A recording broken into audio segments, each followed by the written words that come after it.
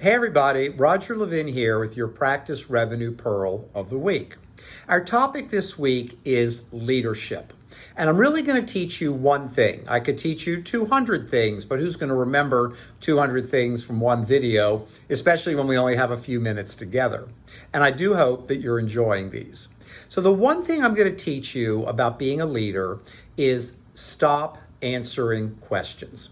I've had so many conversations with so many dentists about how people keep coming to them and asking questions, and they should know the answers, and how do they get them to take the initiative and make the decisions. And here's the answer: stop answering questions. Be polite about it.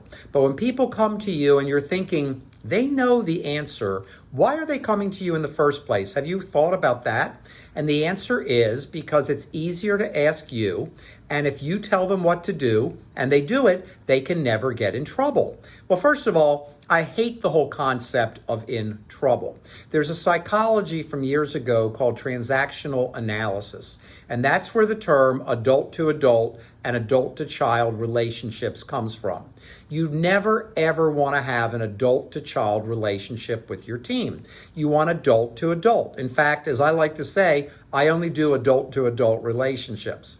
So adult to adult means if you think that person should know the answer or can come up with the answer, instead of you just answering the question, which is faster and quicker, that's why you do it, you stop and ask them a question. What do you think? How do you think it should be done? How would you approach this?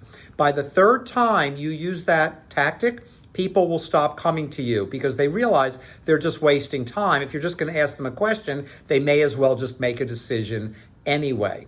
And that's what you want to happen. Now, keep in mind, sometimes people will make mistakes. If you come down on them when they make a mistake, well, then they're going to come to you every time and not risk it in the future. But if you use that as a teaching moment and a teaching opportunity to say, listen, here's what happened, and thank you for the initiative of making that happen, but this is the result we want, so let's talk about what we might do next time. Adult to adult, not adult to child. No one gets blamed, no one gets in trouble, no one gets punished, no one gets a bad attitude from you. That's what a great leader does. And one of the best ways to teach people to think is ask them questions when they ask you questions.